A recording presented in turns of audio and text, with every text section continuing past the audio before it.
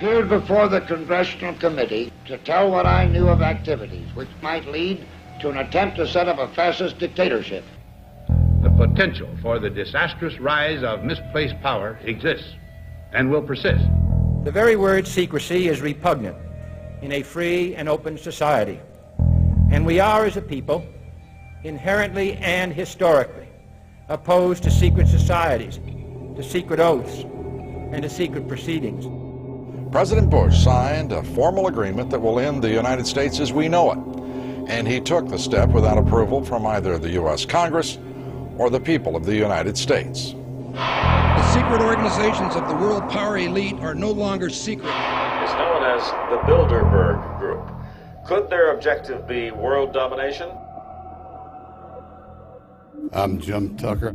I've chased Bilderberg for 30 years. I'll never give up the chase. Bilderberg plan for the whole world is nothing less than world government. I'm not comfortable with that at all. Who elected these guys to run the planet? They are the elitists. They feel they should run the world for their own selfish interests. Now we can see a new world coming into view. A world in which there is the very real prospect of a new world order.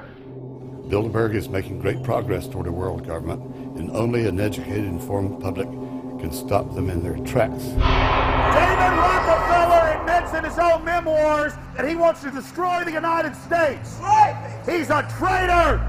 It's good to be back at the Council on Foreign Relations. As Pete mentioned, I've been a member for a long time and was actually a director for some period of time. I never mentioned that when I was campaigning for re-election back home in Wyoming. Let us never tolerate outrageous conspiracy theories.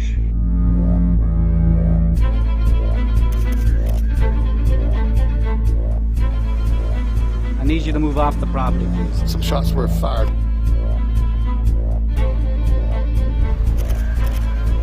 There's Bilderbergers right there. The Trans-Texas Corridor is a vital part because we stop here in Texas, we stop the new world order right here in Texas. This thing started here. And to save this country, we kill this damn thing here.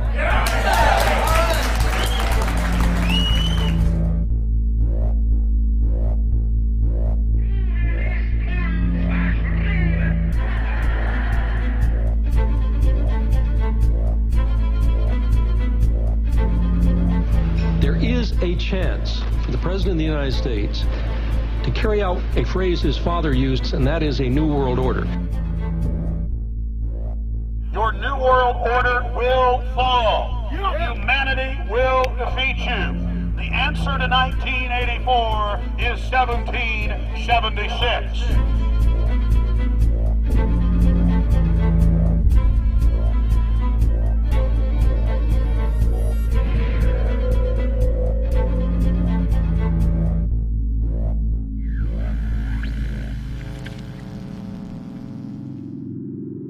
In the near future, Earth is dominated by a powerful world government. Once free nations are slaves to the will of a tiny elite. The dawn of a new dark age is upon mankind. Countries are a thing of the past. Every form of independence is under attack, with the family and even the individual itself nearing extinction. Close to 80% of the Earth's population has been eliminated. The remnants of a once free humanity are forced to live within highly controlled, compact, prison-like cities. Travel is highly restricted. Superhighways connect the megacities and keep the population from entering into unauthorized zones. No human activity is private. AI supercomputers chronicle and categorize every action. A prison planet dominated by a ruthless gang of control freaks, whose power can never be challenged. This is the vision of the global elite, their goal. A program of total dehumanization, where the science of tyranny is law. A worldwide control grid, designed to ensure the overlord's monopoly of power forever. Our species will be condemned to this nightmare future unless the masses are awakened to the New World Order master plan and mobilized to defeat it. Erected by a secretive group, the Georgia Guidestones are a testament to the elite's plan for a world religion, global laws, with a global court and army to enforce it. And set in stone, it is written that the population never rise above 500 million.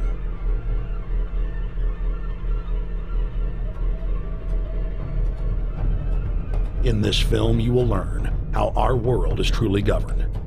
You will see how highly secretive roundtable groups interlock to form a global intelligence network. This group has been steering planetary affairs for hundreds of years. Now, in the final stage, they prepare for open world government, a goal tyrants throughout history have lusted after. Dr. Michael Kaufman is a published ecologist specializing in ecosystem research, forest ecology, and ecosystem classification. Dr. Kaufman played a key role in blocking the ratification of the Convention on Biological Diversity in the U.S. Senate. The concept of a New World Order has been around for centuries. It's been receiving tremendous play over the last half of the 20th century.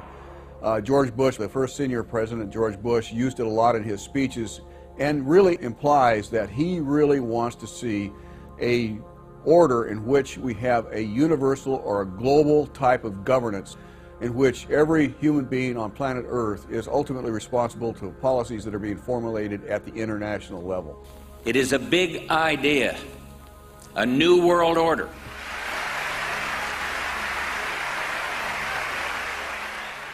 President Bush said that the New World Order was in tune, and that's what they were working for. The UN is part of that government. They're working right now very significantly for a North American Union. That's why there's a lot of people in Washington that don't care too much about our borders. They have a philosophic belief that national sovereignty is not important. It's also the reason I have made very strong suggestion that we need not be in the United Nations for our national security. It's really always the same. You go back throughout all of history, the Roman Empire, the Soviet Union, Hitler during the Nazism was always saying that it's going to create the utopia for the average person, when in fact, history always shows that it does exactly the opposite. Conquest and empire is as old as civilization. Babylon, Egypt, and Greece. They all built empires in an attempt to rule the world. The Roman system at its peak dominated the known world. Complex governmental systems were developed to control diverse populations. During the period between the 15th and 19th century, new empires emerged and again waged war for supremacy. The nobility, as well as the thriving merchant class, were financed by a handful of private banks. Many of the great money houses would hedge their bets and finance both sides of a war. Sophisticated intelligence-gathering networks gave the financiers a clear edge over the governments they were slowly gaining control of. On the 18th of June, 1815, agents of the British arm of the Rothschild family looked on as Emperor Napoleon Bonaparte fought desperately to save his army from the jaws